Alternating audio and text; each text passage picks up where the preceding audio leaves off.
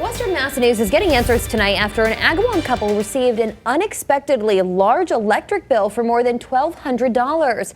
Good evening, everyone. I'm Jordyn Jagolinzer. Thanks for joining us. I'm Pisano. Western Mass News reporter Audrey Russo took that bill to the company to see what went wrong and how people can avoid getting a bill like that in their mailbox. Audrey joins us live in Springfield to explain. Audrey. When we showed Eversource this problem, they say that the unexpected charges on the bill come from a situation involving recertifying the couple's status as low-income eligible. It's not easy. I don't get a lot. Elizabeth Copy says she and her husband have used a low-income discount for their electricity as Eversource customers. So they were surprised when they recently received a $1,200 bill from the company, as Copy says her bill usually falls under $300 a month. She says she called the company after not seeing the low-income discount listed and was concerned by what they told her. I have to pay this back to Eversource because you gave me a discount. Western Mass News took the issue to Eversource, who says in part, quote, "First and foremost, we're going to rebill this customer at the discount rate going back to November." They went on to say they didn't receive a form back from the Copies recertifying that they still meet requirements for low-income assistance. They say they are contacting fuel assistance to resolve the issue, but in part, quote, "In the meantime, we've reversed the charges on the bill." Copy says she was told she needed to fill out a form over the phone, but claims she never got it in the mail. I said, you did not send me any papers.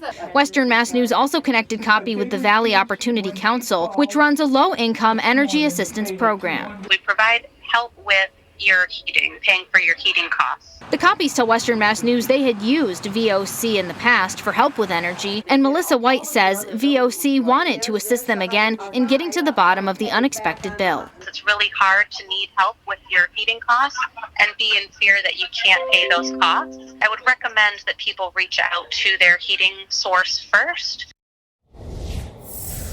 And if you watched our story at 5, you'll know that the Copies also had some questions about a vegetation management charge that was on their bill. We inquired with Eversource about that charge, and they say that vegetation management is something that every customer pays on their bill, regardless of whether or not they own the property where they live. Live in Springfield, Audrey Russo for Western Mass News. Audrey, thank you for that live report. And we have an exclusive follow-up now. The story behind this photo showing a horse at a car wash in Belchertown last week.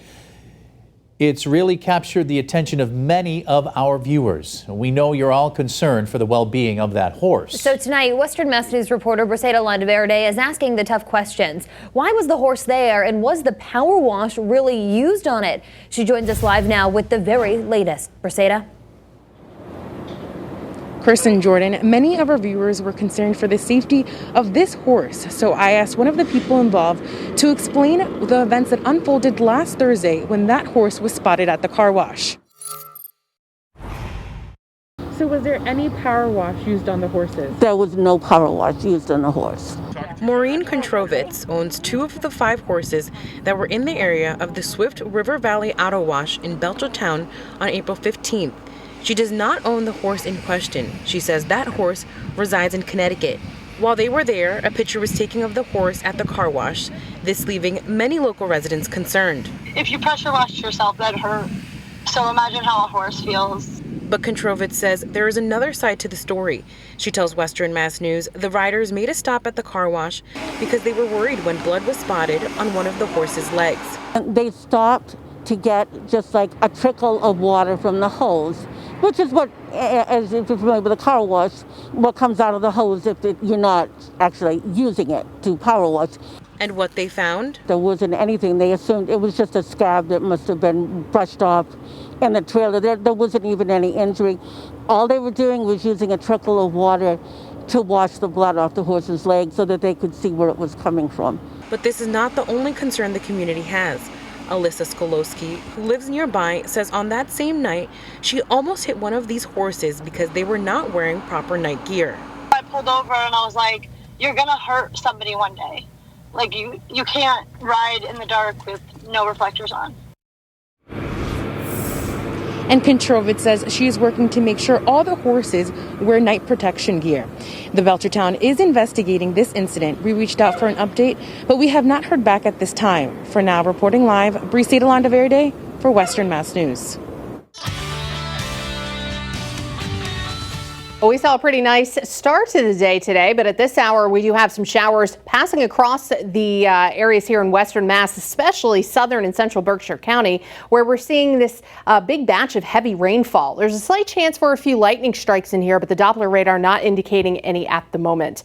This is all moving east and northeast, so for folks here in the Pioneer Valley, you may see some of this over the next few hours. Getting up toward Greenfield, Northampton, you're starting to see a few more showers, but the heaviest stuff is still farther off to your west.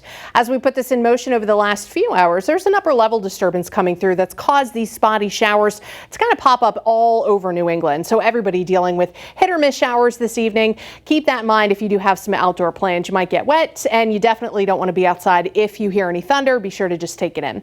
Right now we're down to 61 degrees as the cloud cover's pretty much taken over, and breezes are on the light side out of the south-southwest.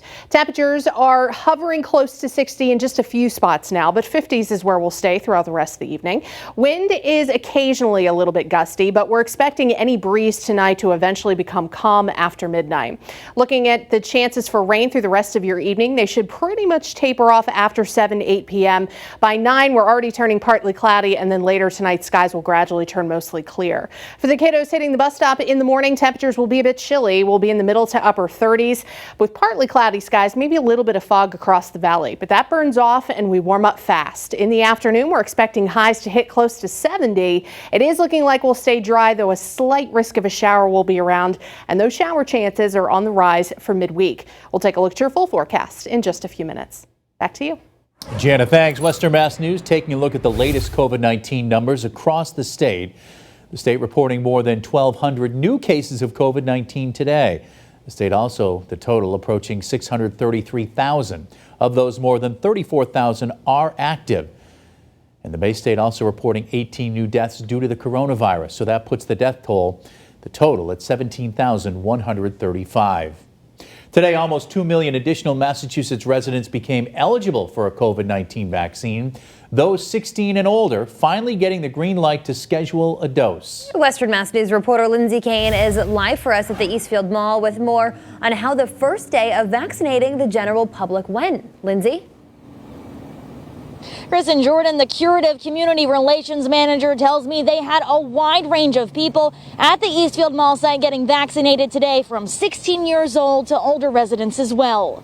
As of today, 1.7 million Massachusetts residents got the green light to start scheduling COVID-19 vaccine appointments. Matt Garlow of Curative tells Western Mass News this change was reflected in the amount of people at the Eastfield Mall vaccination site today.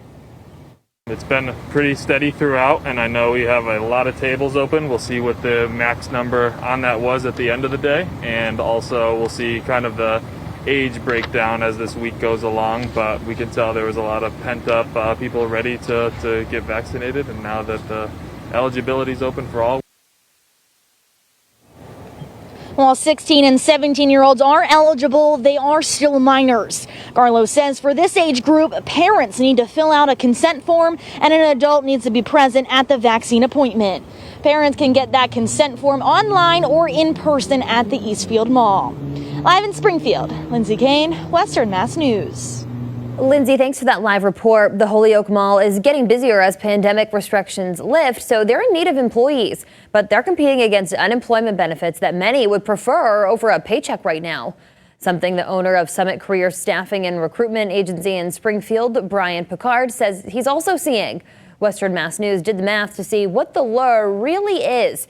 Someone who's making minimum wage, $13.50 per hour, 40 hours a week, who had lost their job would receive $270 in unemployment benefits, plus the additional $300, which comes out to $570 per week. But someone employed at that rate working 40 hours a week would only make $540 a week, $30 less than being on unemployment. Picard says this math is providing Americans with a much higher payout on unemployment and in turn leaving his agency with fewer applicants. Increase $300, it actually makes it so they would be losing money by becoming employed. Picard says now is the time to get a job before benefits expire and the number of open positions starts to decline. Up in Great Barrington, a Sheffield man is in police custody after fleeing from authorities. Police say they responded to a fight at a Cumberland Farms just before 9 this morning. While investigating, they noticed a witness had a warrant for violating probation. 35-year-old Mitchell Tyler ran from police into the woods. Multiple other departments helped track Tyler down, and police found him hiding under a shed on Nob Hill Road. He is being held without bail and will be arraigned tomorrow.